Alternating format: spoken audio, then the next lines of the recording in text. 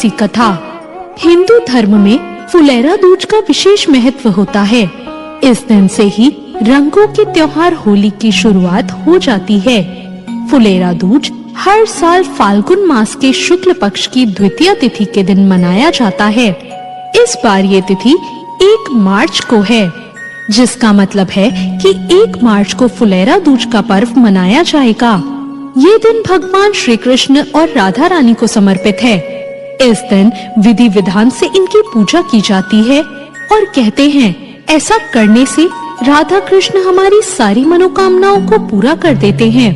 एक बार की बात है, एक बार ऐसा हुआ कि भगवान श्री कृष्ण बहुत व्यस्त थे और राधा रानी से मिलने वृंदावन बहुत दिनों तक नहीं आ सके। ऐसे में राधा रानी बहुत ही परेशान हो गई और राधा रानी को इतना दुखी देखकर सभी ग्वाल गोपियां भी परेशान हो गए। उदास होकर राधा रानी मुरझाने लगी और ऐसा होने से वहाँ के सभी पेड़ और फूल तक मुरझाने लगे। जैसे ही ये बात श्री कृष्ण को पता चली तो वो तुरंत ही राधा रानी से मिलने वृंदावन आ पहुँचे। भगवान श्री कृष्ण से मिलने की इच्छा में तड़प रही थी राधा रानी। प्रसन्न हो गई और राधा रानी के मुस्कुराते ही सूखे हुए पेड़ पौधों में भी जान आ गई। सभी पेड़ पौधे पहले की तरह हरे भरे हो गए। इस समय श्री कृष्ण ने फूल तोड़कर राधा रानी पर बरसाना शुरू कर दिया। इसके बाद राधा रानी भी श्री कृष्ण पर फूल फेंकने लगी। ऐसी मान्यता है कि उस दिन से फुलेरा दूज का पर्व बड़ी धूमधाम से मनाया जाने लगा।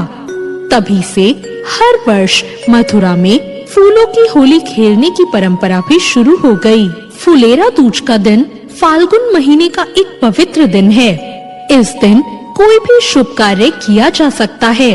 इसे सर्दियों के मौसम में विवाह के लिए अंतिम शुभ दिन भी माना जाता है। इसलिए इस दिन कई विवाह होते हैं। ये आयोजन होली की तैयारियों के साथ भजन कीर्तन और फाग के गीतों का भी है। फुलेरा दूज मुख्य रूप से मथुरा, वृंदावन और अन्य उत्तर भारतीय कृष्ण मंदिरों में मनाया जाता है।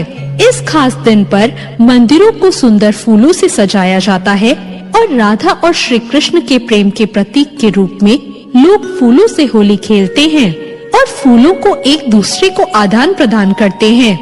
ये आयोजन वैवाहिक संबंधों को प्यारा और गहरा बनाने के लिए भी मनाया जाता है। कहा जाता है कि इस दिन श्री कृष्ण प्रेम के प्रतीक के रूप में प्रकट होते हैं। फुलेरा दूज का दिन सभी दोषों से रहित होता है, इसलिए इस दिन कोई भी शुभ कार्य संपन्न किया जा सकता है। इस दिन भगवान श्री कृष्ण की पूजा की जाती है और राधा रानी और भगवान श्री कृष्ण को गुलाल भी अर्पित किया जाता है।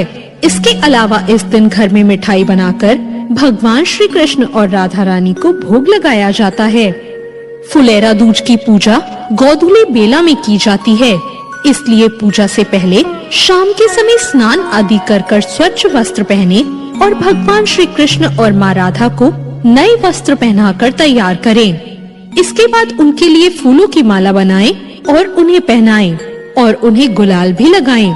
इस दिन राधा कृष्ण को गुलाल लगाना बहुत शुभ होता है और फिर उन्हें मिश्री या फिर सफेद मिठाई का भोग जरूर लगाएं। तो ये थी आज की कथा और जानकारी। आपको ये कैसी लगी कमेंट करके जरूर बताएं। साथ ही मेरे चैनल को सब्सक्राइब करना बिल्कुल ना भूलें। दोस्तों, राधे राधे, जय श्री श्याम।